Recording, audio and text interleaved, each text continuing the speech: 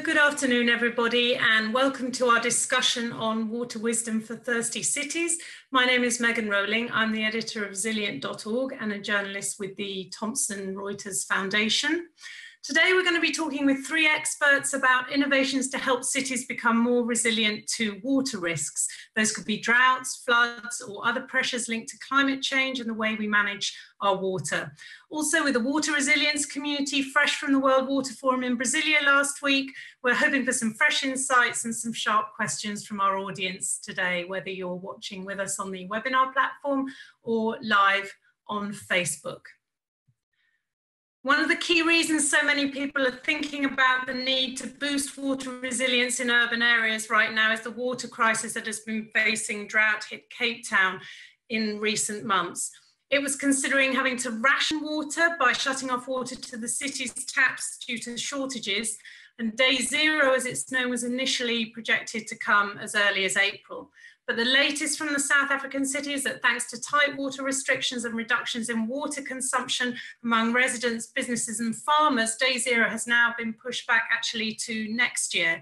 And the hope is that the coming rainy season and new supplies of water they're tapping there will allow day zero to be avoided entirely. But that doesn't actually mean the problem has gone away, and there are many other cities around the world dealing with water shortages, including Brasilia, where the World Water Forum was last week, and others from Paris to Miami and Rosario in Argentina are seeking new ways to tackle the threat of floods.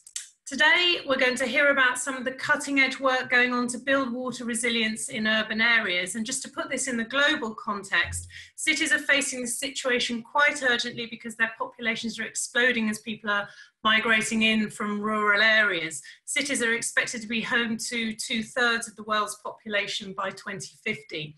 And at the same time, demand for water is expected to grow by nearly 1/3 by the middle of the century, as the World Water Development Report reminded us last week, and 5 billion people could be living in areas with poor access to water by 2050. So there's no time to lose in getting to grips with how we manage our precious water resources better so that we can use it more fairly and wisely.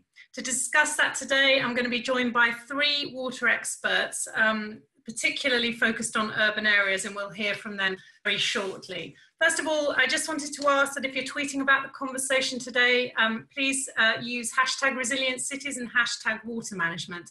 And if you'd like to ask a question to our panelists, we're going to hear from them first, but after that we'll take some questions from people watching. You can either pop those into the chat function on the side of the webinar, or you can pop those into the comments section under the live broadcast on our Facebook page. So just to introduce our panel today, we have Martin Shouler, who's leading the development of the City Water Resilience Framework, which is a very new and exciting project at multinational engineering firm Arup. There, Martin is the global leader of public health engineering and its global skills leader for environmental services engineering, working on water and wastewater systems. Then we have Katrin Bruebach, who is Associate Director of Solutions Development and Innovation for Urban Water with 100 resilient cities, a network backed by the Rockefeller Foundation. Before joining that a few months ago, she spent 15 years developing the capacities of organizations and building partnerships to improve water supply and sanitation service provision in developing countries across Africa and the Middle East, including fairly recently in South Sudan. And then we also have Colin Apse, who is Freshwater Conservation Director for Africa with the Nature Conservancy. He has over 17 years of experience at TNC working on freshwater ecosystem conservation and sustainable water management solutions. In Africa, for the last 7 years, he's been working on TNC's freshwater efforts in Tanzania, Kenya, Zambia, South Africa and Gabon, and he now acts as, in a supporting role for those projects. So we're going to start by talking to Martin Shouler from Arup. Martin is going to set the big picture for us here. Martin, is there a link between the UN's Sustainable Development Goals and urban water resilience? Why does it matter to those Sustainable Development Goals? Megan, thank you, and thank you for that introduction. So an interesting question to kick off, and perhaps one that might bear a bit further consideration from my co-panelists. But from my point of view, I think urban water resilience fits in very nicely with the UN Sustainable Development Goals. Typically, we think of, in our world, in the water world, SDG 6, which relates to clean water and sanitation. But if we look a bit wider, I would suggest that water pretty much touches upon or is impacted by all the Sustainable Development Goals. And other ones I would pick would include perhaps SDG 9, which looks at industry, innovation and infrastructure, which has a strong focus on resilience.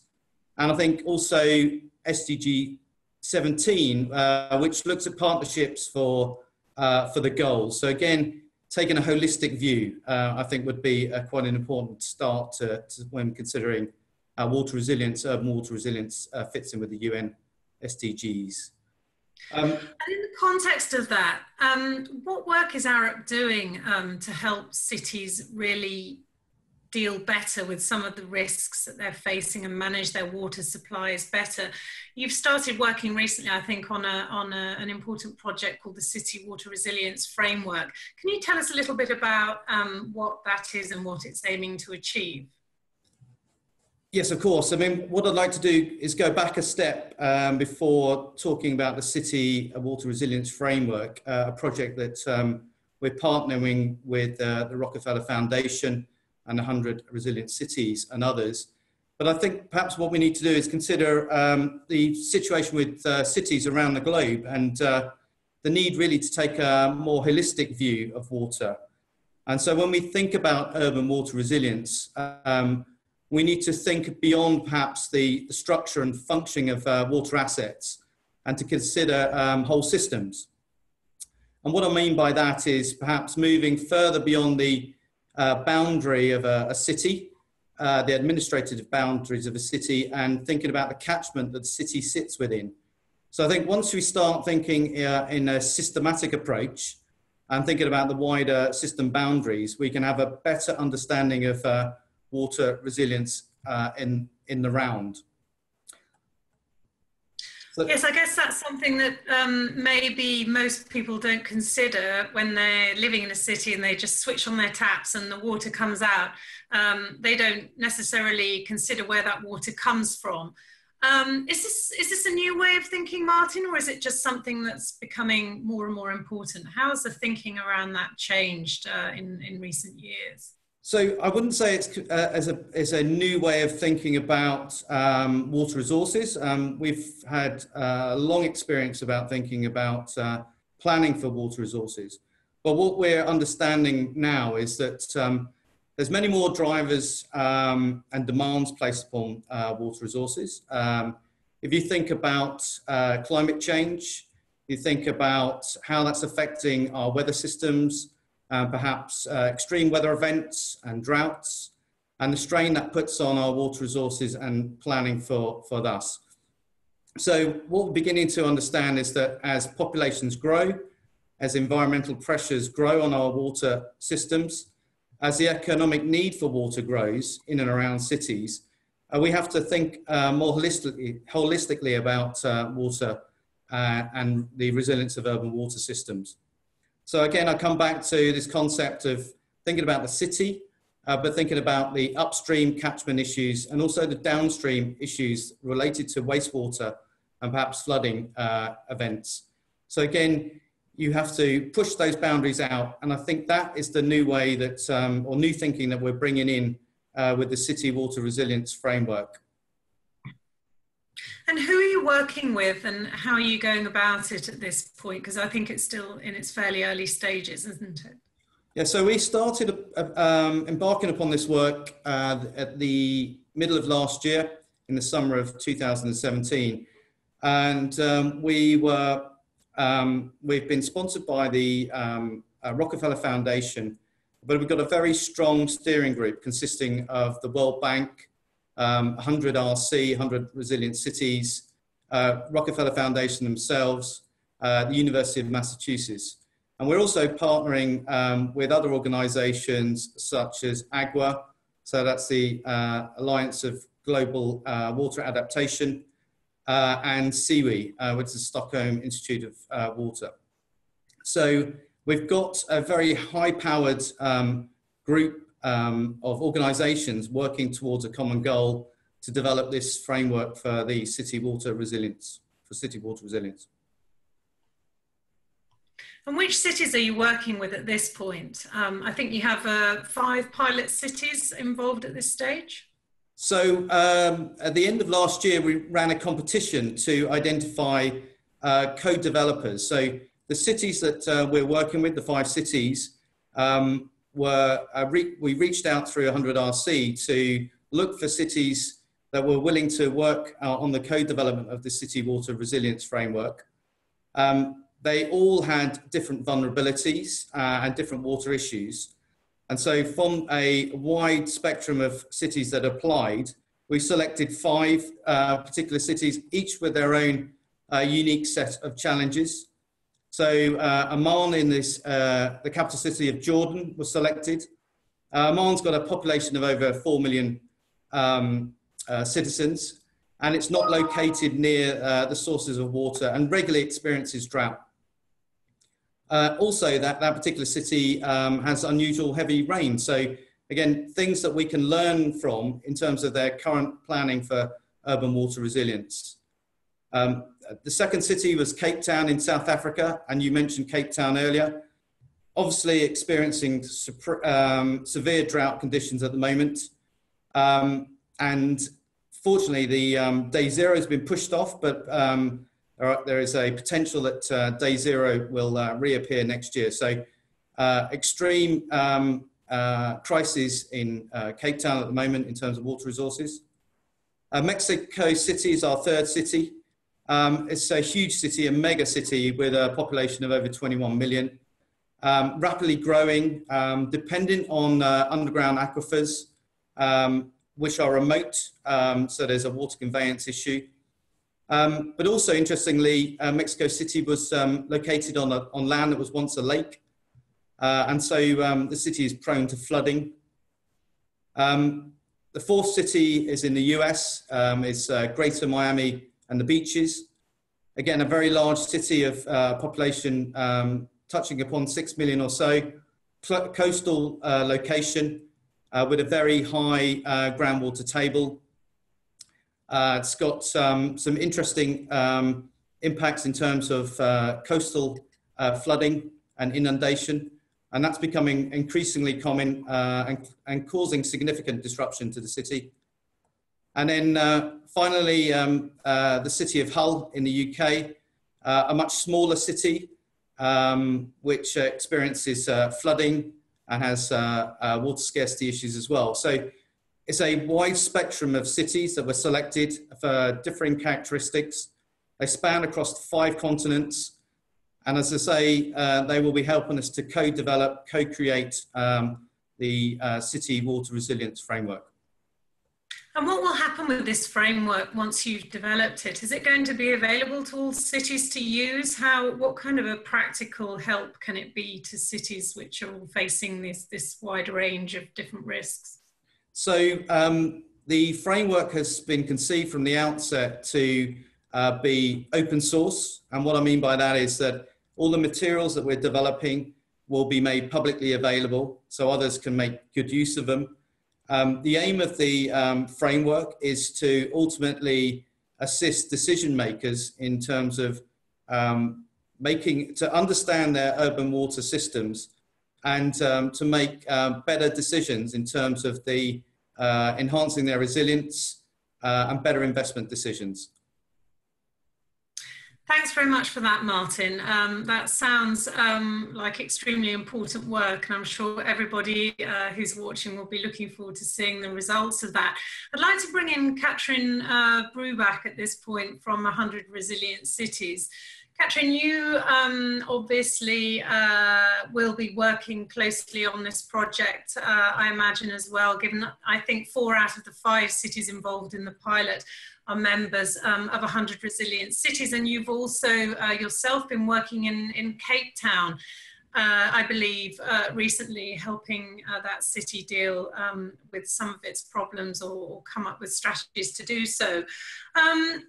Perhaps you could, within that context, just explain to us what kind of water insecurities the cities that you've worked with are dealing with, and how they can prepare for that.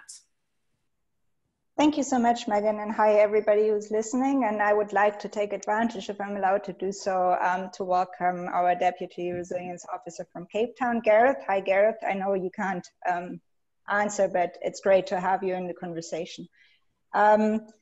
The cities we are dealing with in water insecurity is just one of the shocks and stresses which we are trying to identify our work in water and with the cities together to increase water resilience. And Capetown, as you heard already from Martin, is facing a problem with its water resources. I think what is important in this aspect is to mention that, that resilience is not only water resources and having enough water available, but also to deploy decent and effective management practices. And I think Capetown has done an amazing job in actually doing that over the last years with a growing population, making sure that water consumption, for example, was not going up. So while the city is at the moment facing a huge dilemma in not having enough water to supply huge quantities to their people, they have done a lot of work in reducing non-revenue water or bringing actually consumption levels down. I think that's something we need to appreciate as well. And in terms of building water resilience within cities, what are the new ways of thinking that have come out over your own career working in Africa and the Middle East, and some of the thinking that's developing around the resilience strategies that are being put together by cities in the 100RC network? Okay, most of the cities we are working in, and if I have the figure right, more than 80% of the cities we are working with face flooding as a regular problem. And that means that they want to work with us and also develop their strategies around on how to improve the conditions to actually avoid the fact that they have too much water where they don't want to have water. So while compared to that, drought or water insecurity is a problem in about 20% of our cities. Interesting wise is that flooding is a problem all over the world, and rain is falling also all over the world, while we have also a lot of problems with coastal flooding in the coastal areas. So yeah, I'm sorry, I lost my words. One of the key things that has emerged, I think, in recent years is this understanding that, you know, access to water is a human right. But it's very clear that not everybody has the same access to water. And I think that's something that has become quite clear in the context of Capetown as well. And looking at a sort of resilience, holistic view where inequalities and social cohesion are very important in order to build resilience and protect everybody in a city and enable everybody to access the things that they need, such as water. What is the thinking around that that you have developed over your career, working in a lot of, say, poorer communities in Africa, and again in a city like Capetown, where you know, the economic inequality is also an issue?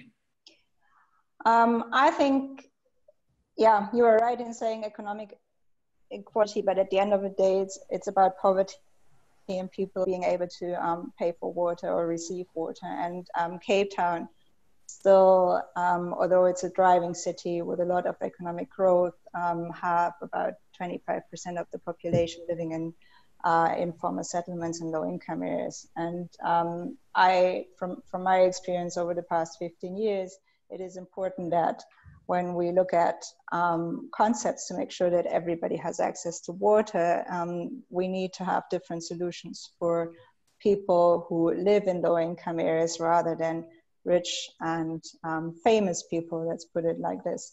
And so there needs to go a lot of thinking into how to actually, within the management of the overall water system, we can ensure that also disadvantaged groups receive sufficient water. And that requires different concepts and a lot of efforts also in managing the water system and designing tariffs, for example, and deciding that you may have to have different service levels in different parts of the city you are responsible for.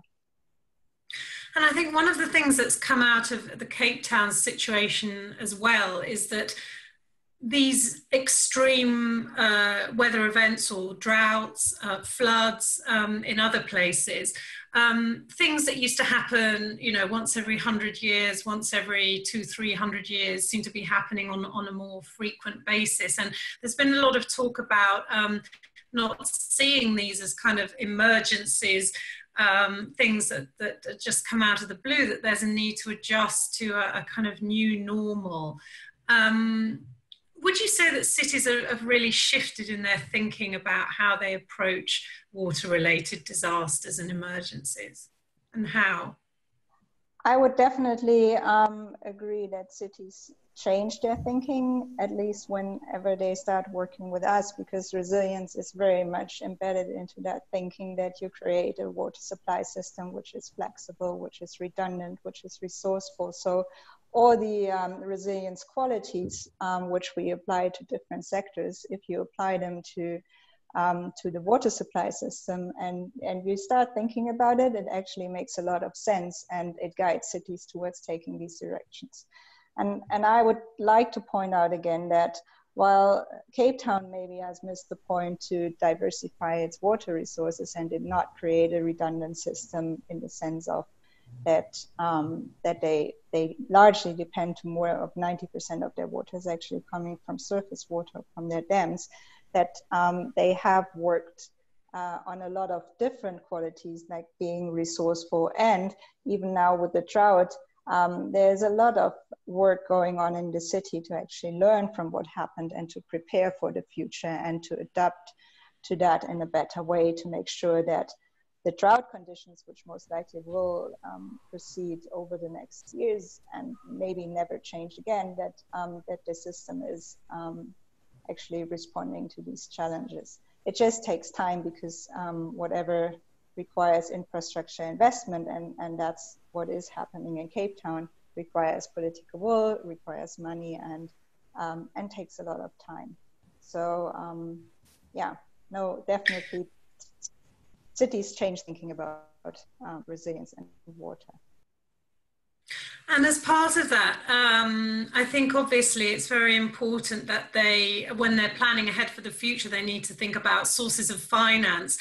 So at this point, I'd like to bring in Colin Apse from the Nature Conservancy, who's going to talk to us about some key work that Nature Conservancy has been doing around funds and raising money and mobilizing funding for investment in various types of infrastructure related to water. And very topically, I think one of the most recent water funds that you have launched is indeed the Greater Capetown Water Fund, Colin. Can you tell us a bit about the work that you've been doing there and what that project is aiming to do in the coming months and years? Yeah, great. Happy to do so, Megan, and thanks to the previous presenters, and great to see that Gareth Morgan's on the on the line on the webinar. So the Nature Conservancy is focusing on one aspect of this larger issue, and one place in which we're doing it is in the city of Capetown, where in 2016 the city invited us to take a look at whether a water fund would help in long-term water security for the city, as well as dealing with some nearer-term social and ecological priorities in the southwestern Cape. So a water fund is a public-private partnership model that's focused, often starting with the public utility as the entry point, to deploy nature-based solutions such as land management changes, wetlands protection and restoration, to improve water quality and or quantity for downstream users. And the connection between the downstream users is made much like a payment for ecosystem services model, upstream, where nature and communities benefit as conservation practices improve livelihoods and agricultural yields, ecological restoration, and the like. So in the case of Capetown, water quantity is clearly the problem. And one of the primary sources of that problem in the catchment area, in the source water areas, are invasive plants or on non-native species like Australian acacias, which a recent study that we commissioned that's coming out relatively soon says it removes about 38 billion liters of water per year from that system just through these non-native plant species. That's almost 10% of Greater Cape Town's water supply. And so, and we also looked at how watershed restoration could play a part in freeing up new water as part of the longer term array of solutions that Cape Town is taking and will need to take. And it looks very cost effective. So the goal is really to get to thousands of acres of restoration, removal of invasives, as well as wetland and riparian restoration to create jobs, but also create a lot more water and restore biodiversity. So just to finish up beyond that kind of focus and scale and bringing finance to that problem, the Greater Cape Town Water Fund brings the public sector and the private sector together to try to solve that problem under a shared set of goals. So in this case, the local, provincial, national governments teaming up with private companies and NGOs like the Nature Conservancy and WWF to tackle this critical green infrastructure challenge and get to the scale it needs to be to help contribute to the solution. I think you're muted, Megan. Yeah, sorry about that. How does it work in terms of finance? How do you bring investors in from banks or private companies? Where does the funding part come in? Yeah, so I think it's important to note that even though it's called a water fund, to date we haven't used traditional investment type models, and that's for a couple reasons. One, associated with water funds don't have a quid pro quo. A business invests upstream and is guaranteed a certain amount of water. It's also been challenging in the past to get traditional investment into this process, even though philanthropic investment from a whole range of sectors has been quick to respond because of the shared understanding of the challenges. So a water fund creates a bridging institution that brings in finance from public and private sectors, pools that funding and focuses on the highest common priorities. And how has this worked in some other parts of Africa that you've already implemented this model? I think, for example, in Kenya, you've worked on a fund that has helped to improve the water supply to Nairobi. Yeah, so there's 30 water funds operating around the world across 4 continents right now, and probably more than 30 under development. In Africa, the one that's in operation right now is called the Upper Tana Nairobi Water Fund.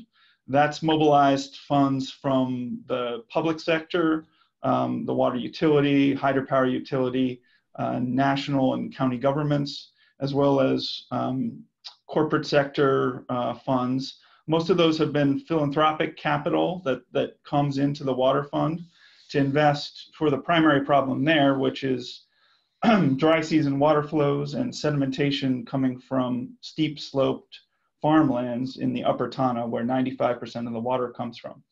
So that water fund's now gotten to the scale that it's working with 20,000 farmers to improve their soil management practices, keep that pollution, that increased treatment costs out of the water, while improving dry season irrigation, which is keeps the water flowing downstream to the city while also improving yields. So that's now its own institution. It's a charitable trust with a public-private board that's generated well over $10 million of funding and in terms of project funds and is in the midst of an endowment campaign for further investments in green infrastructure. We've also got a lot of interest from elsewhere in Africa, Kenya, Tanzania, Ethiopia, South Africa, Mozambique. Cities in each of those countries have taken our training and are interested in trying to develop the model in their challenged cities. Thanks very much, Colin. We're going to bring in some questions from the people who are watching very shortly. So I'd just like to invite people to submit their questions either in the chat or on the Facebook comments section. And in the meantime, while we're just getting some questions in, I just wanted to ask something that occurred to me while we were talking about the important work that your organisations are doing, is that it might be interesting for people to hear a little bit about maybe some of the obstacles, some of the problems, the barriers to the work that you're coming across, you know, on a daily basis. Just briefly, maybe you could fill us in on that. We could start with Colin, as you've just been talking. Yeah, thanks, Megan. Actually, in the chat window, it looks like Gareth has brought up one of the biggest challenges, which is where the water is being used, for example, in the central business district of Capetown, is not the same as where the water is sourced. And in Capetown and in so many other places, there's different political municipalities. Often there's some rivalry between those municipalities. In Kenya, it's different counties and the county devolved government where the water is being used and where the water is sourced.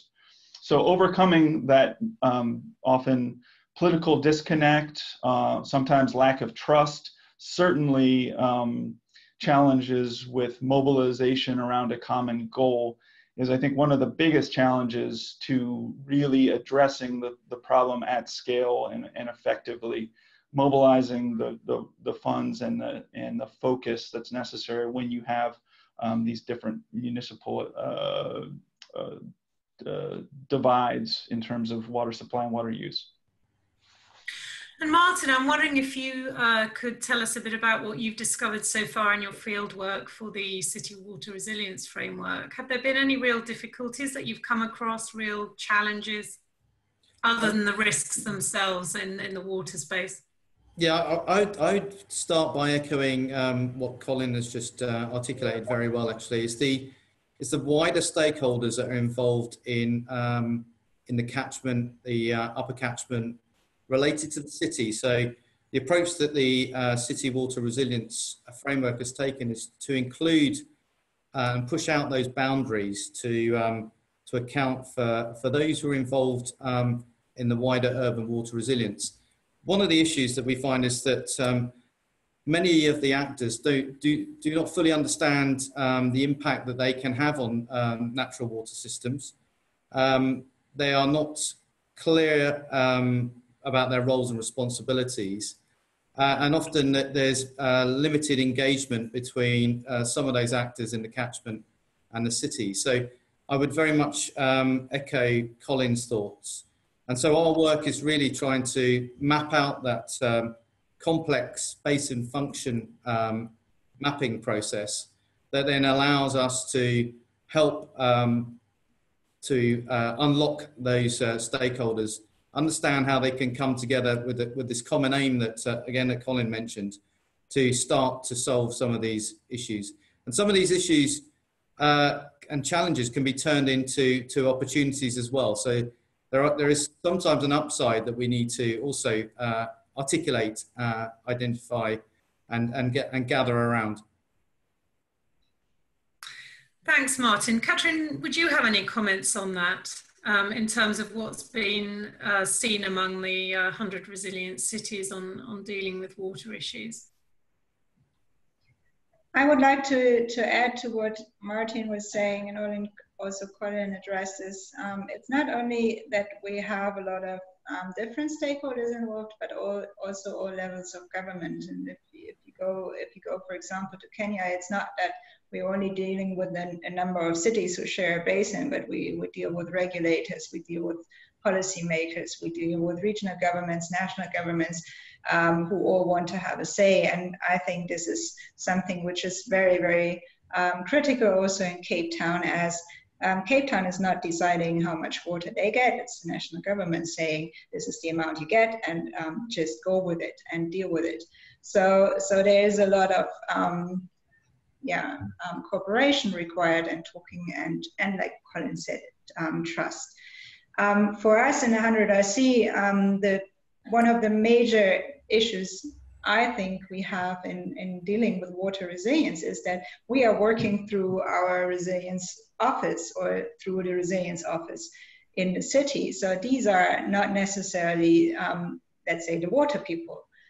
We are working in cities, and Cape Town is a great city because there's actually the city is still managing the water supply, but we are working in cities where there is a national utility providing water, and the city is struggling when dealing with their resilience challenges to actually grab these people and talk to them and find a common understanding and way on how to address water resilience, and that makes our work, I think, totally fascinating, and I enjoy it, but on the other hand, sometimes really exhausting, because cities not necessarily know how to deal with the water people in their environments.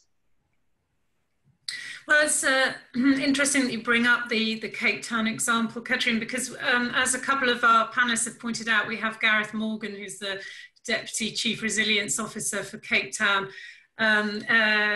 who is watching and participating in the chat. And I just thought I would mention some of the challenges in Cape Town that Gareth Morgan has mentioned in the chat, especially for people who might be watching on Facebook.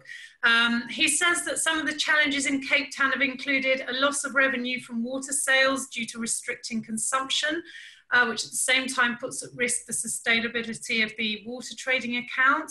Another challenge is roles and responsibilities of different state actors, and others are funding for emergency augmentation under a disaster scenario. And fourth, maintaining public trust, which I think obviously that is difficult, because when you have a scenario when you're trying to get the public to cut down on water consumption, and balancing that with getting them to understand the importance of doing so, but also not sort of scaring people too much. I guess that is very difficult. And we're having some questions now coming in on the chat, so I just wanted to start going through some of those. The first one here is from Katrin Bomboy, saying, how do we employ systems thinking to more accurately address water systems? Because supply is not necessarily the problem. Instead, it is more usage that is the problem.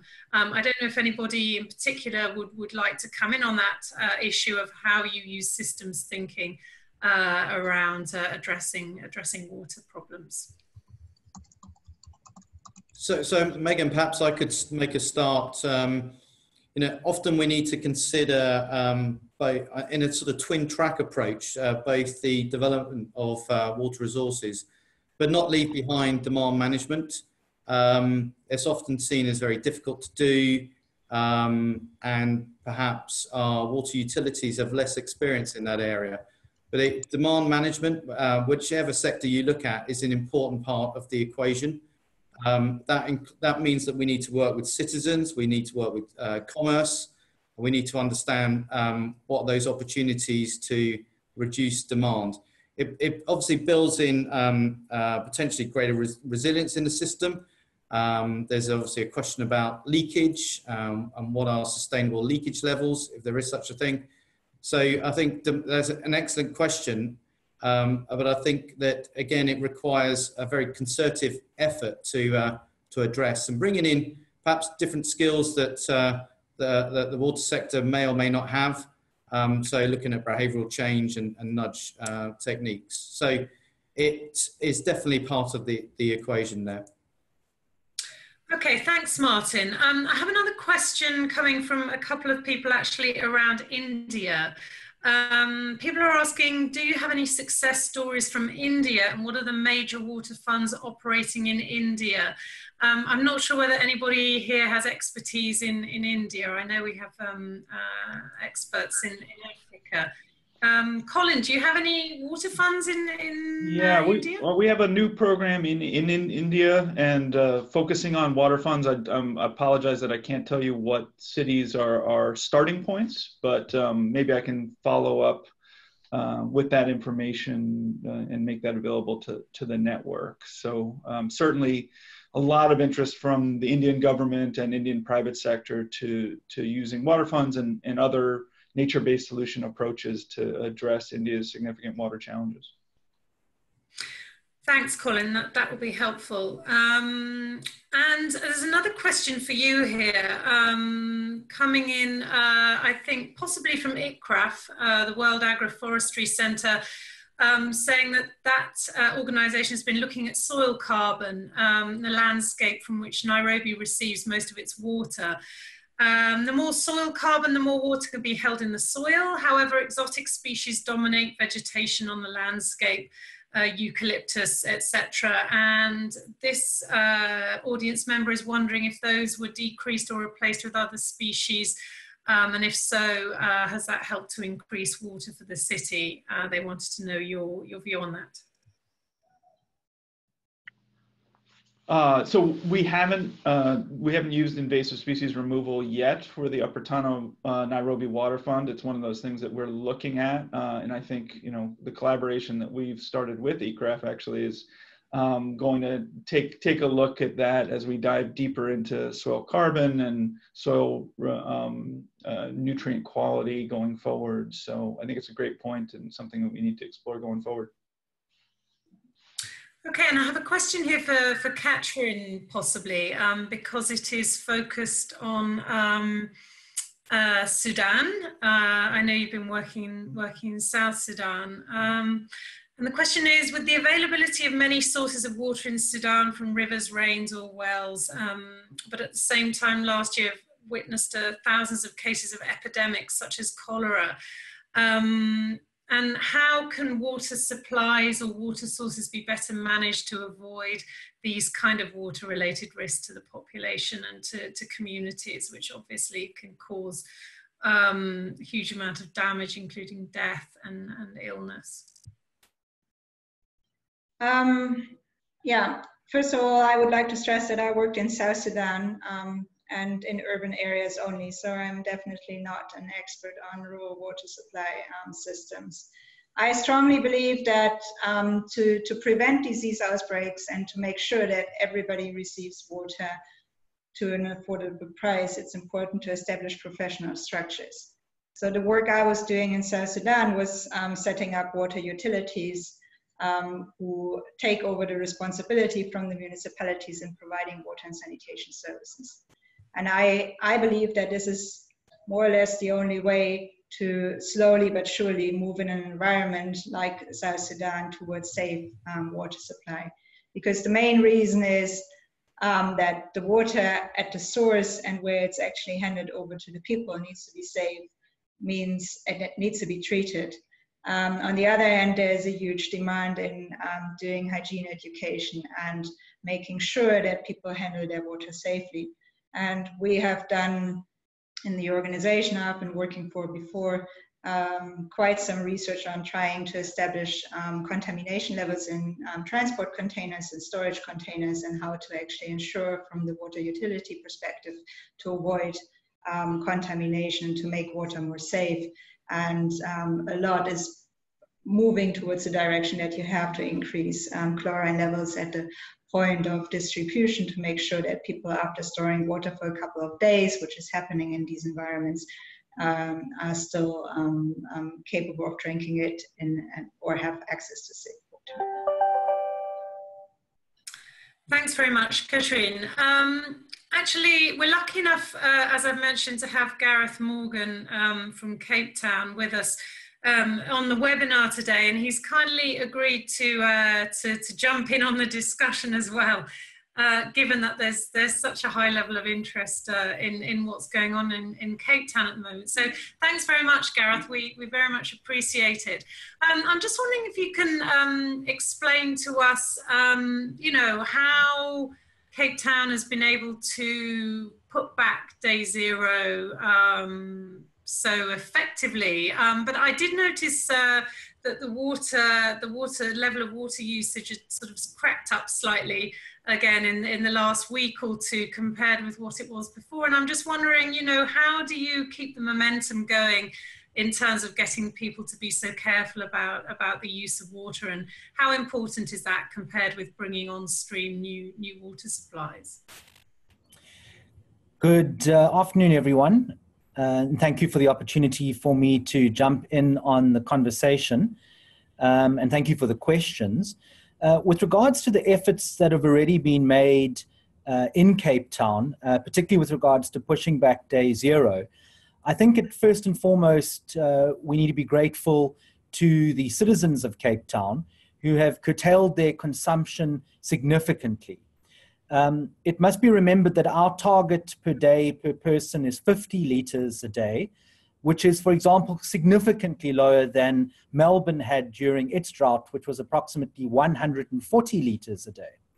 So Cape Townians have responded wonderfully and sustained through much of last year, but particularly since the beginning of this year, when the prospect of day zero was in fact very, very real.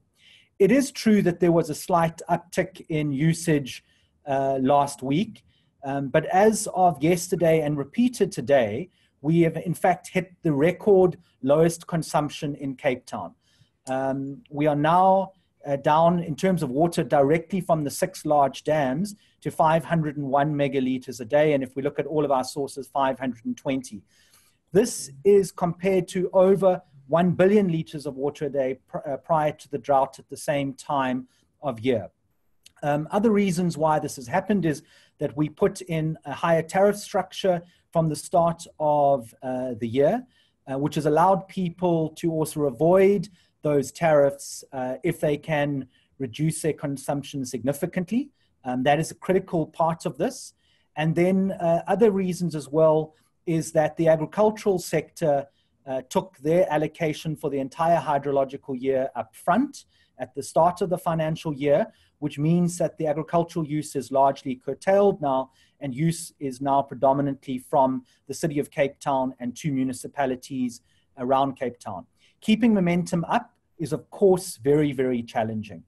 But having gone up last week and come down this week, and in conjunction with significant pressure management, which is at a very advanced level in Cape Town, we're confident that we're able to maintain that. And with the temperatures cooling as we speak, as we enter into autumn and then winter, and hopefully with the prospect of higher rainfall than last year, we should be able to safely navigate ourselves into next year while intersecting with new augmentation, which will start coming online next month and ramping up for the rest of the year. Thank you so much for that explanation, Gareth. I think one of the fascinating things is that, you know, the rest of the world hopefully is watching and learning from what's happening in Cape Town. And this new momentum behind the discussion around water resilience does feel very urgent in the context of Cape Town. But would you say this shift in thinking, or this evolution of thinking is coming too little too late for some cities like your own, or can we really avoid similar situations happening again in the near future? Well, I think what must be said is that obviously Cape Town has always had long-term plans and medium-term plans for new water augmentation. Climate change is very real. I know most people obviously now accept that. But we're in a deep, deep shock in Cape Town, a shock which was beyond the hydrological models and dam models for our system. The Climate Systems Analysis Group at the University of Cape Town have put this at approximately a 1 in 311-year drought, with a high confidence that it is at least a 1 in 100-year drought to something on a much longer time frame. It arrived, and yes, we've obviously planned for climate change, but the large shock in the case of Cape Town happened quite early in our time frame. So in terms of what people need to learn from Cape Town is expect the crunch and the shocks that are possibly and predicted in your future to come much sooner than you would otherwise think. We've had to do a significant live climate adaptation process in Cape Town in real time and under considerable stress. And I think remarkably, both the citizens of Cape Town and the relevant spheres of government have actually done very, very well. Water resilience is fundamentally important, and we're very excited to be part of the water resilience framework, which will be administered by Arup and which will be funded by the Rockefeller Foundation. It's important that we capture the learnings of this drought, that we have better knowledge management so that we can share with the community of practice around the world. We won't be the last city to experience this. So learnings here in Cape Town need to be properly written down and articulated in a practical and easily understood way for other cities around the world. And importantly, we need to build stronger out of this drought, which means we need to capture many of the sustained behaviors of Cape Townians into the future. And particularly, which I'm interested in working with 100 Resilient Cities, is to capture those behaviors not just for this drought and the next drought, but for other shock events that may hit Cape Town in the future. Because the resilience challenges and the strength of a city's resilience is largely due to the strength of its people and its networks and its communities and its neighborhoods. And we need to bottle that strength and ensure that we don't lose it. Indeed, which is a whole range of challenges that you've talked us through there, Gareth. So thank you very much indeed for that. Martin, you're working on issues, you're working in a sense on a system to bring some of that knowledge together. What will the plan be to share some of these learnings that are coming out through your work on the City Water Resilience Framework? How do you intend to push that up to the global level in a practical sense? So, well, first of all, can I thank Gareth? What a good review on what's happening there, and some excellent points made there, especially about those who are going through challenges. Cape Town, it happens to be at the moment. There'll be other issues with flooding. Other cities face other challenges. And what's so important about our work on the framework is to draw upon that experience. Those who are living within those particular challenges know best what it really means. So part of our role is to capture that, have that co-design with cities, and that's why we've gone out to the first 5 cities. In terms of sharing, all our work will become available as we progress. And we are having a knowledge share during the summer.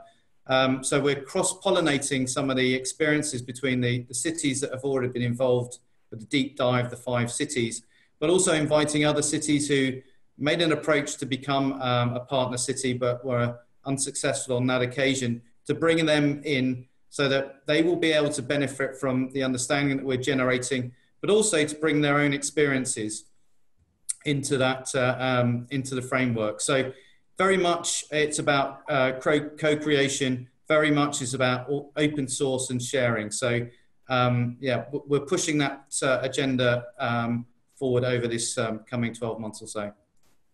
Thanks, Martin. And Katrin, how about 100 Resilient Cities? What does 100 Resilient Cities plan to do in order to broaden the learning from these experiences and the work that companies like Arup are doing? First of all, I think we are trying to partner as much as possible with Arup in developing the resilience framework. We are currently undergoing some additional work to how, like Martin was saying, include more cities into the City Water Resilience Framework, and that work most likely is going to be driven by us, and we will strongly support Martin's team on that. So clearly we have an interest in developing the framework and then applying it in our cities. As I said earlier, the majority of our cities have identified water as an issue in different ways, with different challenges. But we hope that through our network and through the tools we have at hand, we are able to actually upscale what Arup is developing in the future and create more interest and actually encourage more cities to think more or broader from a systems perspective about their water systems, and focusing not only on sustainability and providing water also to the generations which come in the coming, I don't know how many 100 years, but also to make their water supply systems more resilient. Thanks, Katrin. And Colin, how about the Nature Conservancy? How do you see your work fitting in with the other initiatives that we've been talking about here today? Yeah, so part of our work with regards to water funds globally, we are starting to quickly advance an capacity support approach. So for others that want to use this mechanism for nature-based solutions, that doesn't require the Nature Conservancy to be involved or in the lead. We're offering online trainings. We have what's called the Water Funds Toolbox, which you can Google, brand new with all sorts of resources for folks that are interested in learning and finding case study documents and the like. We're doing in-person trainings all around the globe. The next one in Africa should be November in Capetown. And you can also learn more through World Water Week coming up in August. But we're also working on nature-based solutions in the flooding, on some of the flooding and coastal resilience areas too. So Water Funds is one really exciting tool, but part of a larger picture at the Nature Conservancy. Thanks, Colin. And on that note, you mentioned the World Water Week coming up in Stockholm. I think it's in August. Yeah, so I just wanted to ask each of the panelists to mention very briefly what they're planning for that and the kind of messages you'll be putting over during that event, which I think is probably one of the next biggest focuses internationally for the water resilience community. Katrin, maybe you'd like to bring you in on that. I think that Stockholm Water Week is the most amazing event for any person who's interested in water. But I would like, if you're allowed to do so, hand over to Martin, because he's leading our combined work on the City Water Resilience Framework, and Stockholm may play a role in that. So I would like to hand over to him. Thank you, Katrin. Yeah, thank you for that. We equally see Stockholm being a major milestone for our work. We will be highlighting the development of the City Water Resilience Framework.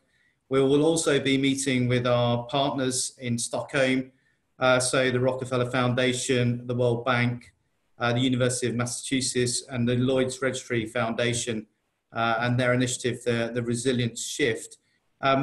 And I think that would be a good opportunity to perhaps look at this location for the knowledge exchange. So we'll be doing something, and it's in planning at the moment in Stockholm. So the thing is, as this webinar has shown really, is that the water can only move forward really if we bring everybody together and act as a sort of network.